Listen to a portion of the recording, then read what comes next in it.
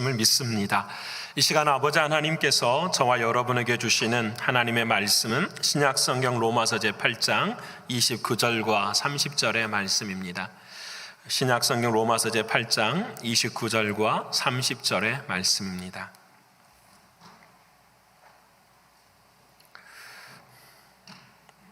다 찾으셨으면 이 시간 저와 여러분이 한마음 한뜻으로 함께 말씀 읽겠습니다.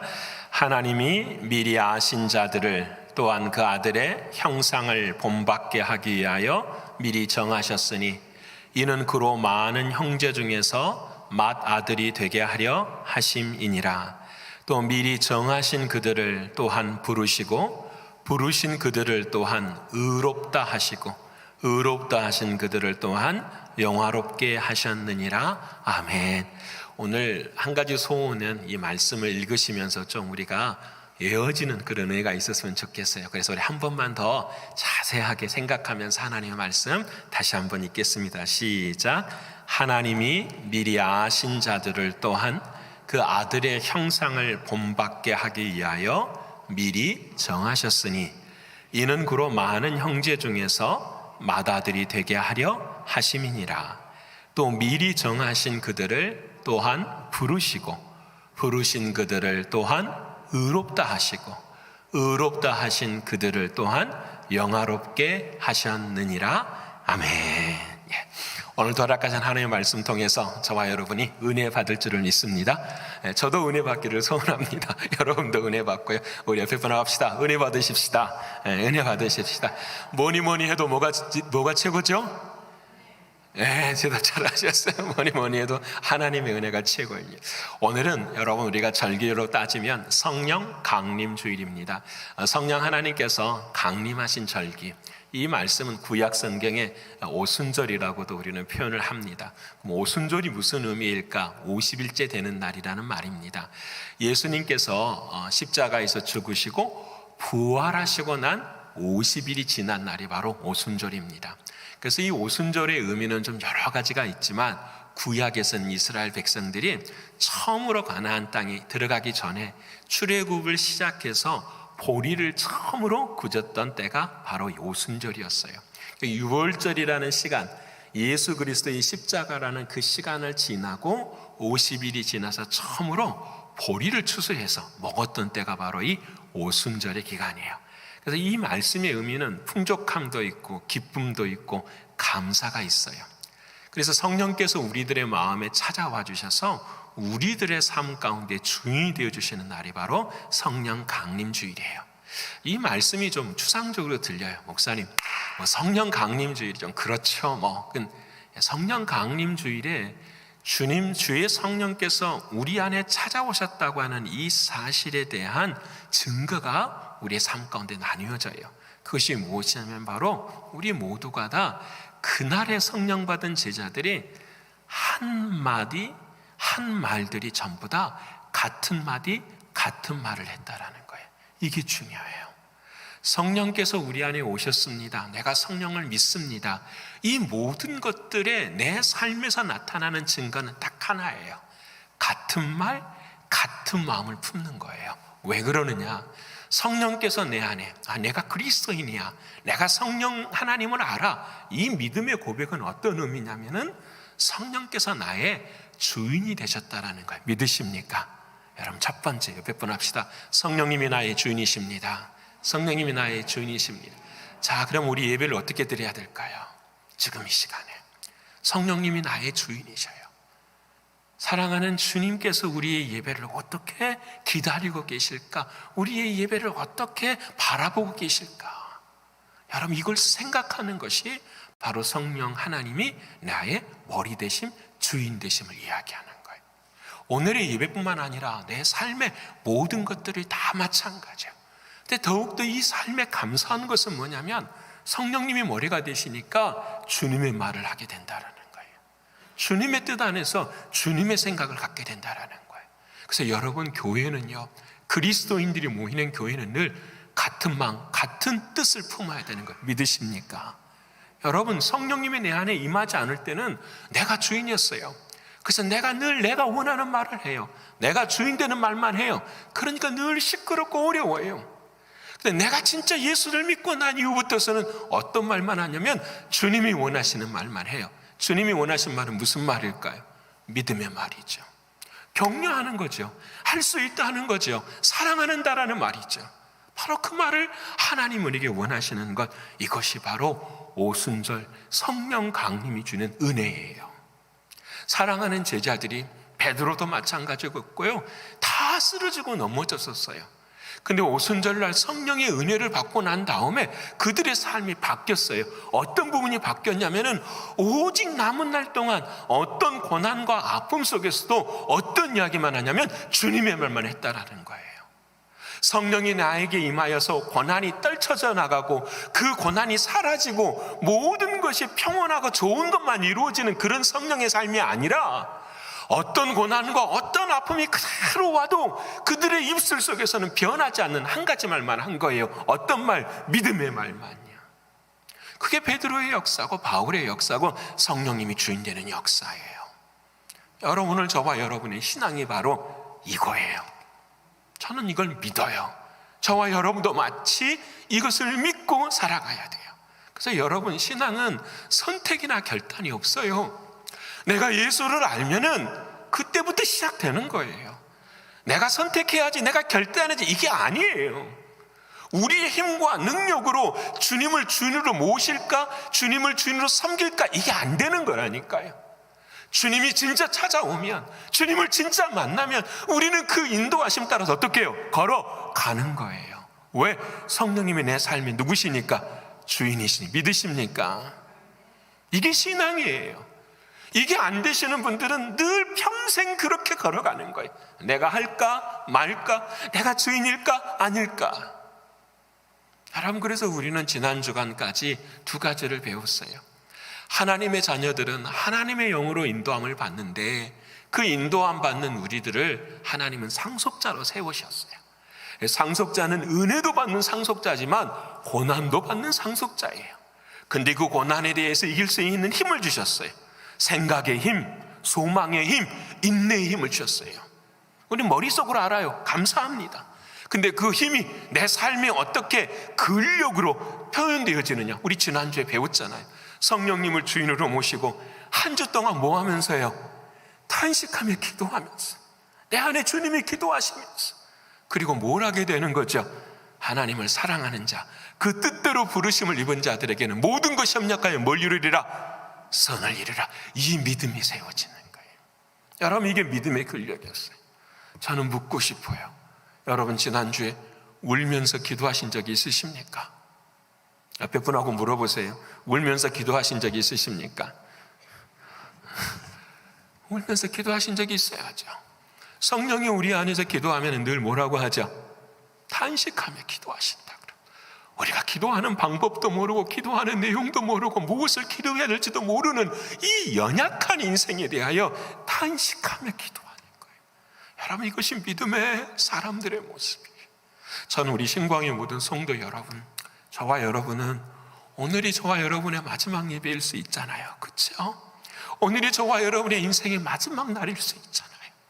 그럼 우리 어떻게 살아야 되겠는가 물어야 되겠죠. 그 안에서 깨달을 수 있는 건 한 가지뿐이에요. 하나님, 진짜 성령님이 내 삶의 주인이 되어 주셔서 늘 기도를 통해서 하나님을 더 사랑하는 자 되게 하여 주시옵소서. 바로 이거예요. 여러분, 그러면 이제 여기까지 왔어요. 고난을 이기는 힘을 갖고 그 힘을 어떻게 키워갈 수 있는가.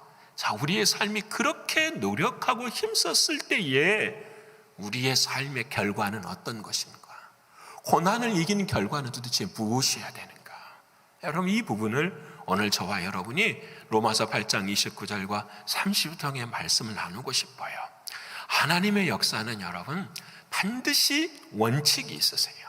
그 원칙이 뭐냐면 씨를 심게 하시고 그 씨에 대한 열매를 얻게 하시는 거예요. 믿으십니까? 여러분, 하나님의 역사의 원칙에 가장 근본되는 게 바로 이거예요. 씨를 심어요, 하나님은. 그리고 반드시 그 씨에 대한 열매를 맺게 하세요. 특별히 생명의 씨는 반드시 어떤 열매를 얻어요? 생명의 열매를 얻어요. 믿으십니까? 생명의, 다시 하십시다. 여러분 옆에 분하고 합시다. 생명의 씨는 생명의 열매를 얻습니다. 생명의 열매를 믿으십니까? 여러분 어려움이 있어요. 고난이 있어요. 근데 기도의 생명의 씨를 심어요. 그러면 반드시 생명의 열매는 얻게 되어 있어요. 힘들고 어려워도 고난 속에서 하나님을 섬김과 봉사의 씨를 심어요. 그러면 반드시 그 속에서는 하나님의 열매가, 생명의 열매가 맺게 되어 있어요. 이게 법칙이에요. 왜 내 삶은 안 될까? 돌아봐야죠. 씨를 안 심으니까. 그 씨를, 생명의 씨를 심는 것이 아니라 세상의 씨앗을 심으니까 갈수록 육신은 연약해지고 안타까워지고 어그러지는 거죠. 생명의 씨를 심어야죠. 생명의 씨를 심을 때 생명의 역사는 일어나는 거예요. 여러분, 그 비근한 애가 어제 우리가 공동체 성경님께서 읽었어요. 요나단이 다윗을 살리기 위해서 그렇게 애쓰고 노력을 했어요. 근데 요나단이 다윗을 살리는 것은 솔직히 이해가 잘 안 돼요. 왜냐하면 다윗이 죽어야 자기가 왕이 되잖아요. 근데 자신의 왕권까지 다 포기하면서까지도 다윗을 사랑해요. 여러분, 그 요나단의 모습이 누구라고 말씀드렸죠? 예수 그리스도의 사랑에 믿으십니까? 이해가 안 돼요. 요나단이 어떻게 그럴 수 있을까? 그 요나단을 통해서 이해 안 되는 모습을 통해서 하나님은 예수님을 우리에게 가르쳐 주고 계시는 거예요. 그때 요나단이 다윗을 붙잡고, 다윗아, 너가 살게 되면은 나 소원 한 가지만 들어줘라는 거예요. 그 소원이 뭐냐면 사무엘상 20장 15절의 말씀이, 우리 같이 한번 읽어볼까요? 자, 시작. 여호와께서 너 다윗의 대적들을 지면에서 다 끊어버리신 때에도 너는 내 인자함을 내 집에서 영원히 끊어버리지 말라 하고. 다윗아, 하나님께서 너 대적을 다 물리칠 거야. 그런데 한 가지만 기억해줘. 우리 요나단, 나의 집에 있는 나의 가족들을 기억해 달라는 거예요. 요나단이 씨앗을 심었잖아요. 그 씨앗에 대한 열매를 좀 걷게 해달라, 얻게 해달라는 것이 요나단의 마지막 고백이에요. 다윗이 왕이 됐어요. 왕이 되고 난 다음에 이 말씀을 기억해요. 요나단이 나에게 그랬지. 이미 사울과 요나단은 죽고 난 다음에, 그리고 난 다음에 이야기를 하는 거예요. 신하들한테 혹시 요나단의 가족이 있더냐 그랬더니 그 밑에서 하인처럼 읽던 시갈이라는 친구가 이야기를, 예, 한 사람이 있습니다. 그가 누구냐? 무비보셋이라고 합니다. 그게 절름발입니다. 왜 절름발이가 되었느냐? 사울과 요나단이 죽었다라는 소식을 듣고 그 유모가 그 아들을 데리고 나가다가 아들을 떨어뜨려 버린 거예요. 그래서 두 다리가 부러져 가지고 절름발이가 되어버려요. 이 말을 들은 다윗이 무비봇을 데리고 오라. 데리고 오고 난 다음에 그 사울이 가졌었던 모든 재산을 다 무비봇에게 다 줘요. 그리고 다윗이 말해요. 너는 항상 나와 함께 식탁에서 밥을 먹게 될 것이다. 요나단이 씨앗을 심었어요. 그런데 그 씨앗이 생명이 되어서 무비봇에게 오게 돼요. 예수님이 씨앗을 심었어요. 요나단이 예수님이라면 무비보셋이라는 사람은 누굴까요? 우리잖아요. 절름발이 되고 아무도 인정해 주지 않는 그 우리들을 하나님의 생명의 열매로 우리를 채워주고 계십니다. 여러분, 우리의 인생도 그렇잖아요. 우리가 성령님을 주인으로 모시고 살면 하나님, 어떻게 내 삶에 이제 열매가 맺힙니까? 어떤 열매가 맺혀야 합니까? 여러분, 이게 중요해요. 잘 살고 형통하고 건강하고, 여러분, 그것은 따라오는 거예요. 그것이 목적이 돼서는 절대로 안 돼요. 하나님이 원하시는 목적은 반드시 다른 게 있다라는, 그게 오늘 29절과 30절에 주시는 말씀이에요. 첫 번째는 뭐냐면 우리 29절 말씀 다시 한번 읽어볼까요? 자, 시작. 하나님이 미리 아신 자들을 또한 그 아들의 형상을 본받게 하기 위하여 미리 정하셨으니 이로 그로 많은 형제 중에서 맏아들이 되게 하려 하심이라. 아멘. 자, 봅시다. 여러분이 찾아내 보세요. 목적이 뭐죠? 읽었잖아요, 여러분. 목적이 뭐죠, 여러분? 성령님을 주인으로 모시고 우리가 믿음의 근력을 갖게 한 목적이 뭐냐? 오늘 예배당에 나온 목적이 뭐냐? 내가 왜 고난 속에서도 주님을 사랑하며 살아야 되는 목적이 뭐냐? 바로 여기 나와. 그 아들의 형상을 본받게 하기. 믿으십니까? 아들의 형상. 우리는 시간이 지나면 지날수록 누구의 형상이 나와야 되죠? 아들의 형상이 나와야 돼요. 믿으십니까? 이 아들이라고 하는 말은 여러분 잘 아시는 것은 누구를 가리키죠? 그리스도잖아요. 근데 중요한 것은 그리스도는 알겠는데 형상이라는 말이 중요하잖아요. 그렇죠? 형상은 뭘까요? 히브리어로 체렘이라고도 이야기를 하는 이 단어. 우리가 생각하는 코가 하나고 눈이 두 개고 귀가 두 개고 이런 형상을 말하지 않아요. 만일에 여러분 코가 하나고 눈이 두 개고 귀가 두 개라면 원숭이도 똑같죠? 인간과 비슷한 원숭이도 만일에 형상이라고 한다면 그 또한 누구의 형상이 될 수 있는 거죠? 하나님의 형상, 그리스도 형상이 될 수 있는 거잖아요. 그런 의미를 말하는 게 아니에요. 형상이라는 것은 뭐냐면 원형이다라는 거예요. 하나님이 우리를 만들어 놓으셨을 때 우리들로 하여금 하나님이 계획하시고 기대하시고 하나님께서 그림 그려 놓으신 원형이 있다라는 거예요. 그 모습이 누구냐? 아들의 형상 예수 그리스도라는 거예요. 여러분, 이게 중요해요. 여러분, 오늘 저와 여러분 모두가 다 아들의 형상의 본을 받아 그렇게 닮아가야 돼요. 하나님 주의 성령께서 내 삶을 주관하실 때마다 우리는 누구를 닮아가냐? 아들의 형상인 예수 그리스도를 닮아가는 것이라는 거예요. 여러분, 이것이 목적인 거예요. 사랑하는 성도 여러분, 우리는 그럼 이 질문 앞에서, 이 대답 앞에서 질문하게 돼요. 그럼 아들의 형상을 어떻게 닮아가야 되는가? 아들의 형상을 그리스도께서 어떻게 우리의 삶 가운데 내 모습을 그리스도의 형상으로 바꾸어 가실 것인가? 여러분, 이게 중요해요. 여기에 두 가지가 있는 거예요. 한 사람은요 열심히 성형수술을 해요. 누구 닮으려고요? 예수님 닮으려고. 내 얼굴을 뜯어 고쳐요. 누구의 얼굴처럼? 예수님처럼. 여러분, 신앙생활을 이렇게 하는 분들이 계시는 거예요. 근데 하나님은 그렇게 말씀하지 않으세요. 너가 고칠 수 있는 게 아니라는 거예요. 성형수술을 해도 반드시 부작용이 난다라는 거예요. 안 날 수도 있지만 잘 모르겠어요. 하여튼 그렇지만 나이 들면은 뭔가 부족한 점이 있어요. 하나님은 우리를 고치시는데, 우리를 주님 형상 닮게 하시는데 얼굴을 성형수술로 뜯어 고치는 것이 아니라 우리들의 뭘 고치시는 거죠? 이 내적인 걸 바꿔버리시는, 믿으십니까? 그래서 성령님을 주인으로 모시는 거예요. 성령님을 통하여서 우리의 인생이 어떻게 해요? 바꾸어져 가기 때문에 그래요. 그래서 성령을 주인으로 모시는 거예요. 그 성령님을 주인으로 모시는 그 모습이 바로 하나님이 원하시는 생명이라는 거예요. 우리는 우리의 힘으로는 바꿀 수 없으니 하나님이 우리에게 뭘 주시는 거죠? 생명을 다해 주시는 거예요. 누구를 통해서요? 예수 그리스도를 통해서요. 그래서 그 예수 그리스도의 생명이, 하나님의 생명이 예수 그리스도의 십자가의 보혈을 통하여서 우리들의 마음속에 새겨질 때 우리는 드디어 예수 그리스도가 맏아들이 된 것처럼 우리도 하나님의 형제와 자매들이 되는 거예요. 여러분, 우리가 어떻게 아들의 형상을 본받아, 어떻게 아들의 형상이 될 수 있겠어요? 아버지가 다른데요. 아버지가 같을 수 있으려면 생명이 같아야 돼요. 생명은 오직 한 가지, 예수 그리스도, 그분의 십자가의 보혈뿐인 거예요. 그 주님을 믿는다라는 것, 성령님을 내 안에 주인으로 모신다라는 것, 똑같은 말이에요. 그 삶의 역사가 일어날 때에 우리 안에 아들의 형상을 닮아가게 되는 거예요. 그래서 물어야 돼요. 주님, 나에게는 예수의 생명이 있는가라는 거예요. 옆에 번 합시다. 나에게는 예수의 생명이 있습니다. 나에게는 예수의 생명이 있습니다. 자, 그럼 구체적으로 예수의 생명은 도대체 뭘까라는 거죠. 예수의 생명은 뭘까? 생명을 제일 예수님의 모습을 잘 설명해 준 것이 요한복음 12장 24절의 말씀이에요.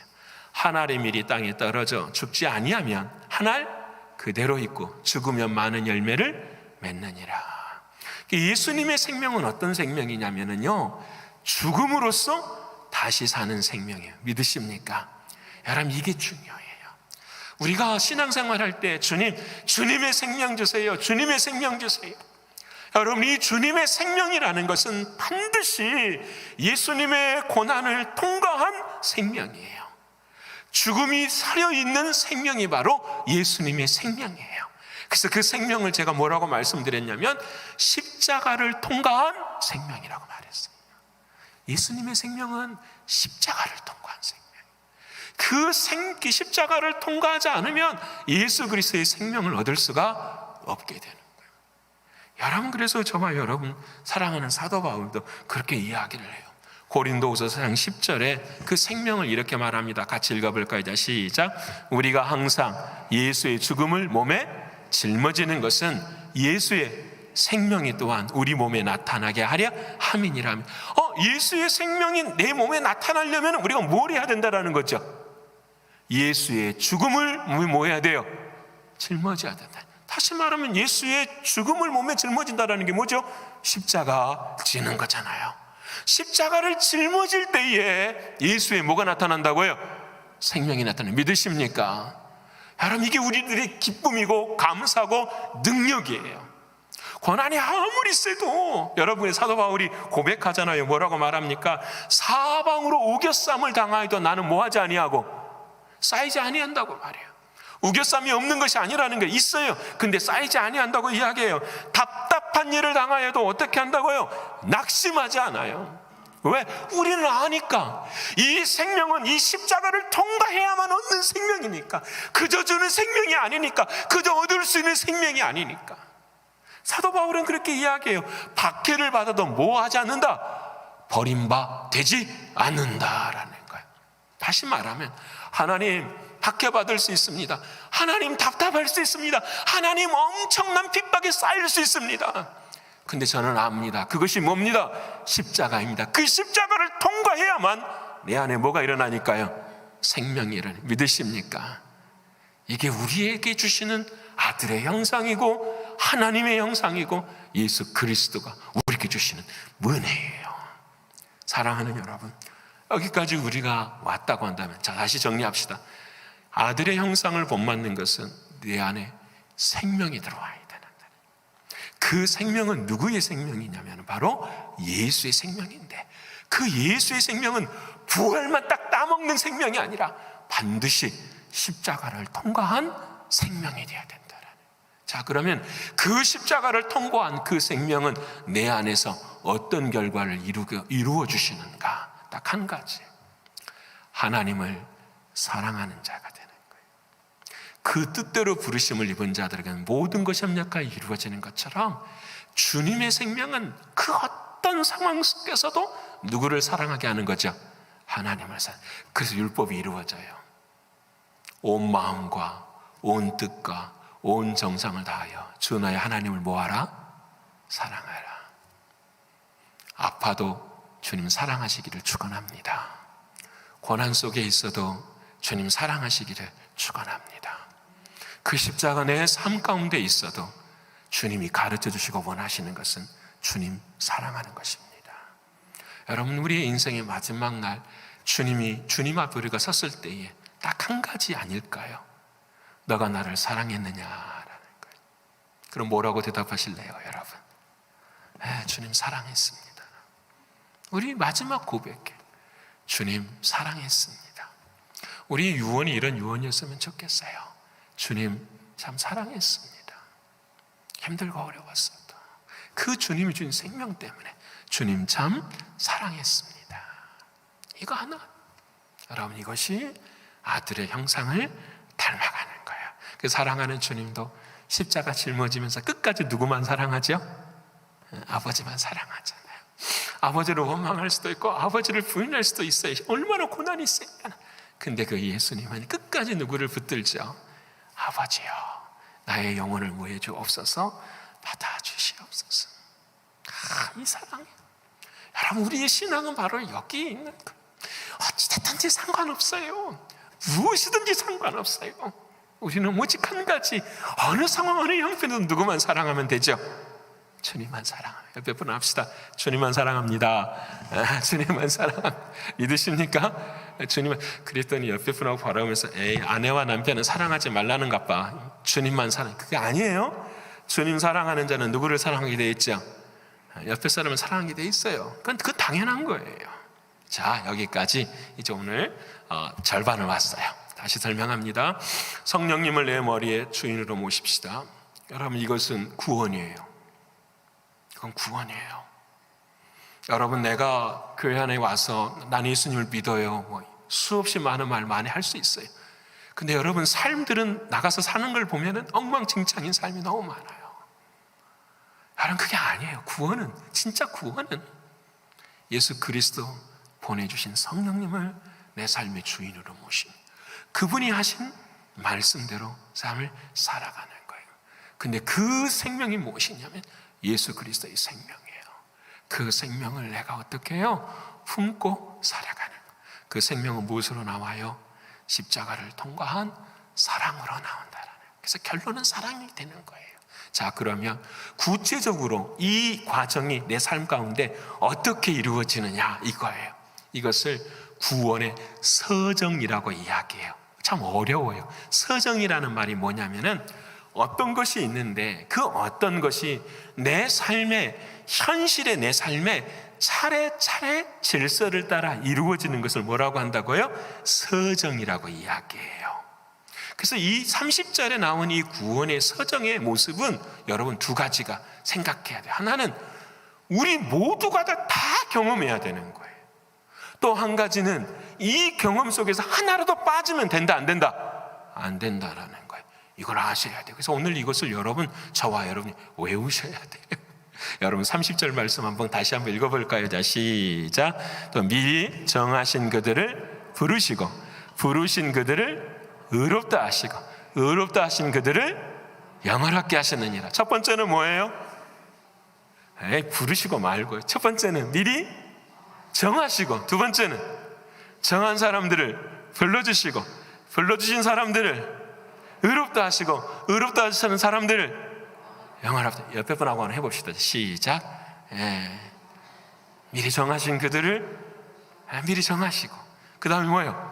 부르시고 부르신 그들을 의롭다 하시고 의롭다 하신 그들을 영원하게 하셨어요. 다 외우셨죠? 근데 여기 한 가지를 더 붙여야 돼요. 그게 뭐냐면 29절에 처음에 29절 말씀 보여주실래요? 29절 말씀 처음에 하나님의 미리 아신 자들이 있는 거예요. 아신 자들. 자, 사랑하는 여러분, 이제 저를 보십시오. 여러분의 머리를 최대한 기억하셔서 이 구원의 서정이 내 삶 가운데 이루어져야 아들의 형상을 어떻게 해요? 본받을 수 있게 되는 거예요. 또 이 과정을 통하여서 누구를 본받게 돼요? 아들의 형상을 본받게 돼요. 다시 말하면 주님을 어떻게 해요? 사랑할 수 있게 돼요. 우리의 생각대로 사랑하는 게 아니라는 거예요. 첫 번째는 뭐냐면 하나님이 미리 아셨다라는 거예요. 옆에 분하고 갑시다. 하나님이 당신을 아셨습니다. 여러분 감사해요, 안 감사해요? 근데 하나님이 나를 아셨대요. 여러분 경험해 보셨습니까?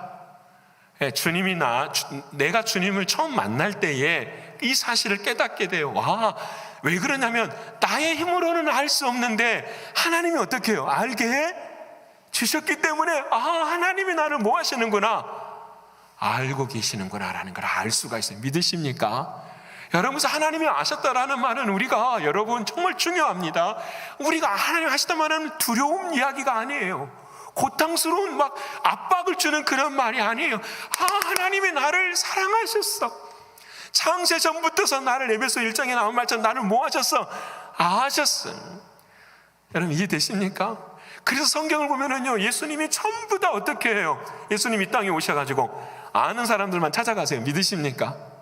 아는 사람만 찾아가세요. 삭개오도 찾아가시고요, 혈우병 걸린 여인도 찾아가시고요, 귀신 들린 사람도 찾아가시고요, 다 누구만 찾아가요? 하나님이 미리 아는 자들만 찾아가요. 믿으세요? 아세요. 알으셨어요. 여러분 에레미야 선지자가 이걸 몰랐어요. 나라가 바벨론에 곧 망하게 됐어요. 나라의 바벨론에 망하게 되니까 이 에레미야 선지자가 눈물로 하나님 앞에 기도하는 거예요. 하나님 왜 우리를 버리십니까? 하나님 왜 우리를 알지 못하는 백성들에게 절망스러운 자리에 이끄십니까? 너무너무 고통스러웠어요. 그때 하나님께서 에레미야에게 찾아보셔서 뭐라고 말씀하시냐? 너무 좋은 말씀, 1장 5절의 말씀을 해요. 우리 같이 읽어볼 거예요. 자, 시작. 내가 너를 모태에 짓기 전에 너를 알았고, 내가 배에서 나오기 전에 너를 선발했고, 너를 여러 나라의 선지자로 세웠노라 하시기로. 믿으십니까? 저는 이 말씀이 얼마나 은혜가 있었는지 몰라요. 제가 결혼을 했어요. 24년 전에 결혼을 했습니다. 24년 전에 결혼을 했는데 저희 와이프 집안은 딸이 셋이에요. 그래서 첫 딸이고 해서 결혼을 해서 온 교우들이 결혼을 했으니까 아이가 태어나야 되잖아요. 근데 아들 누가 태어나길 원할까요? 할머니 셋이었으니까 아들이 태어나길 그렇게 원하는 거예요. 그런데 딸이 태어났네요. 이게 되게 마음이 불편하더라고요. 사람들이 그럴 때가 있잖아요. 아들이었으면 좋았겠는데. 내가 주님께 기도를 했어요. 주님, 이게 도대체 어떻게 된 일입니까? 그때 이 말씀을 보게 하시고 깨닫게 해주셨어요. 내가 너를, 사람은요 모태에 짓기 전에 너를 알았어요.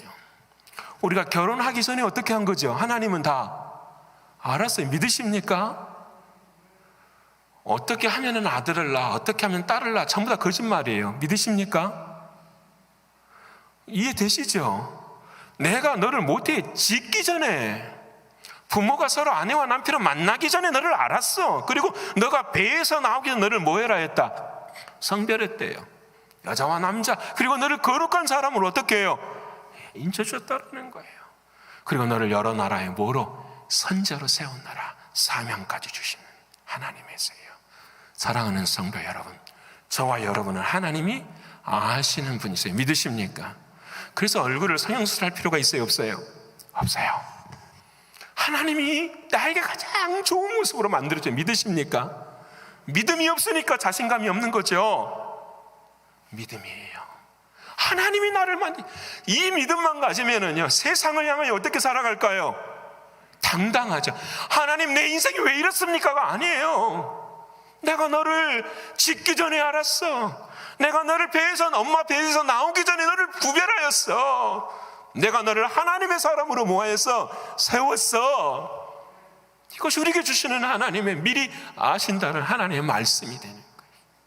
여러분, 우리 자녀들을 그렇게 사랑하시기를 축원합니다. 내가 너희를 낳은 것이 아니라 하나님이 나와서 너는 하나님의 자녀들이야. 너는 세상에 대해 당당해야 돼. 힘을 가져야 돼. 하나님이 도와주셔. 여러분, 이게 믿음 아니에요. 이게 세상을 이기는 믿음. 이게 첫 번째, 우리를 미리 아시고, 두 번째, 그 아신 사람들을 뭐 했다고요? 정하셨대요. 이것을 우리는 예정이라고 이야기를 해요. 여러분, 내가 하나님을 선택한 것이 아니라 하나님이 나를 선택하신, 믿으십니까? 자, 다시 한번 합시다. 내가 하나님을 선택한 것이 아니라 하나님이 나를 뭐 하셨습니다? 택하셨습니다. 믿으십니까? 그럼 이 믿음을 있는 사람은 두 가지 반응을 해요. 하나님이 나를 택했으니까 내 마음대로 살 거야. 어차피 하나님이 나를 정하셨으니까. 근데 어떤 사람들은 반대로 살아요. 하나님의 그 은혜가 너무 감사해서 눈물을 흘리며 기뻐하며 고마워서 어찌할 줄을 모르는 거예요. 여러분, 어떤 자리에 서야 될까요? 두 번째 아니에요? 하나님이 나 같은 자를 정하셨대. 원수 되었을 때에, 죄인 되었을 때에 나를 사랑해 주시고 나를 택해 주셨대. 나는 한 것이 아무것도 없는데 하나님이 나를 하나님의 사람으로 세우시고 천국에 하나님의 예비하신 집을 이루어 주셨대. 어떻게 살아야 될까요?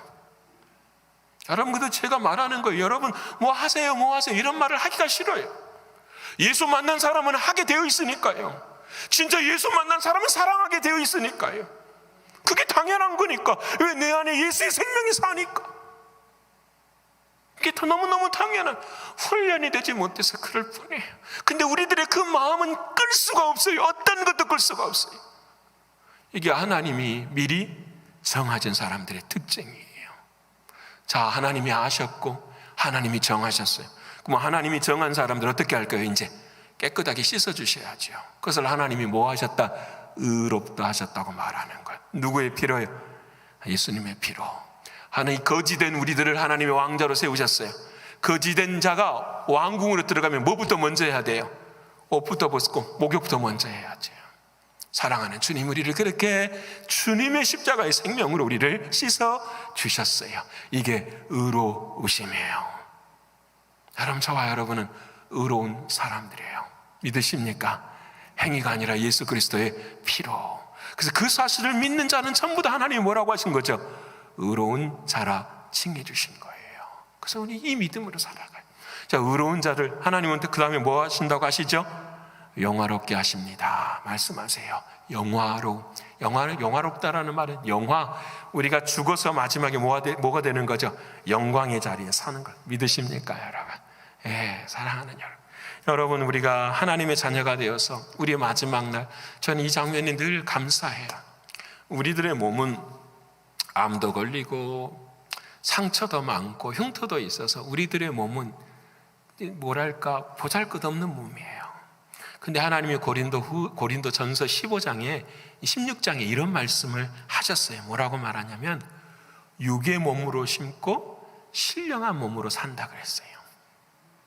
우리의 상처나고 연약한 몸들은 뭐가 되죠? 육의 몸인 거예요. 하지만 하나님은 우리가 마지막 날 영화의 자리를 설 때에는 어떤 몸으로 만드시는 거죠? 신령한 몸으로 만드시는 거예요. 믿으십니까? 또 한 가지 더 확인해 줘요. 육의 몸이 있으면 어떤 몸도 있다고 말씀하세요? 영의 몸도 있다고. 저는 이 말씀을 묵상한 건 너무너무 감사한 거예요. 보세요, 여러분.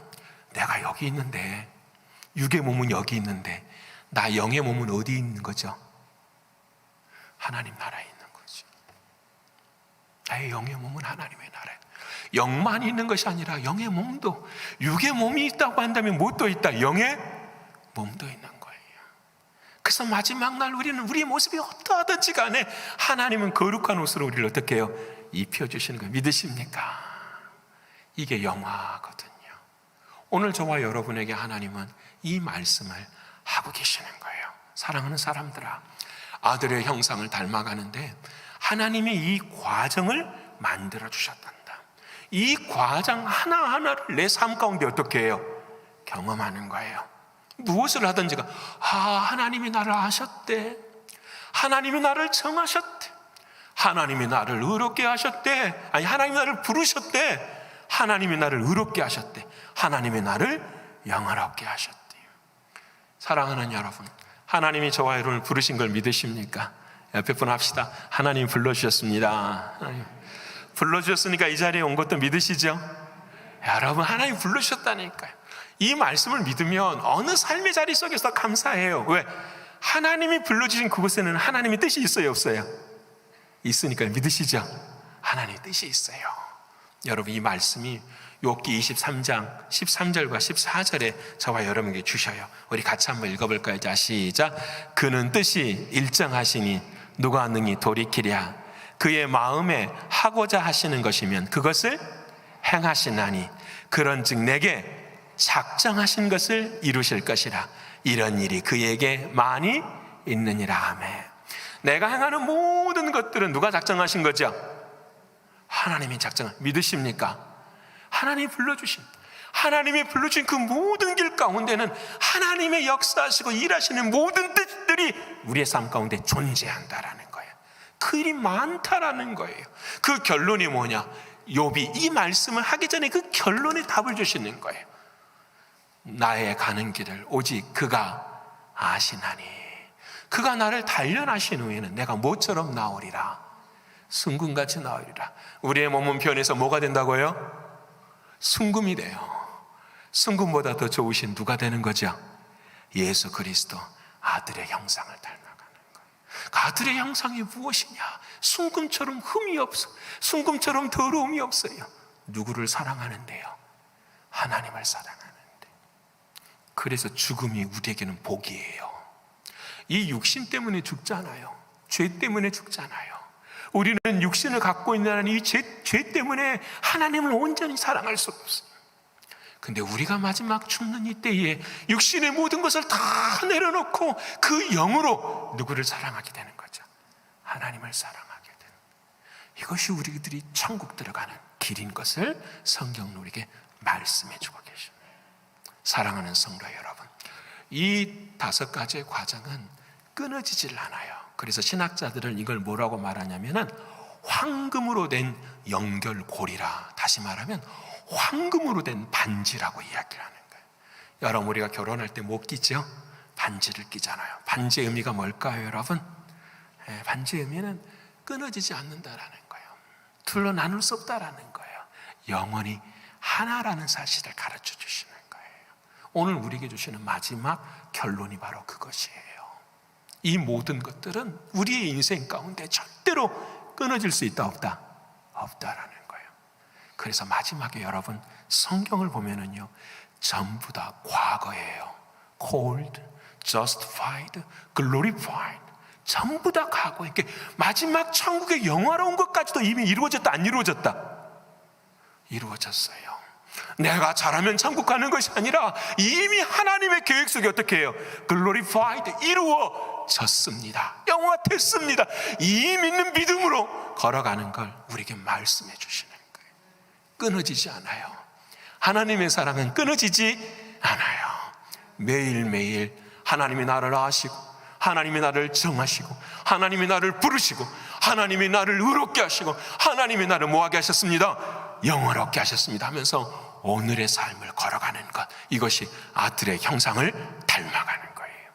사랑하는 여러분, 이번 한 주 동안 이 은혜와 이 사랑이 우리의 삶 가운데 훈련되어져서 우리 모두가 다 저 사람은 참 그리스도의 향기가 나, 저 사람은 참 그리스도의 편지 같아, 저 사람은 정말 그리스도의 사신과 같아, 이와 같은 모습으로 세상을 승리하시는 저와 여러분 모두가 되시기를 간절히 축원합니다. 기도하겠습니다.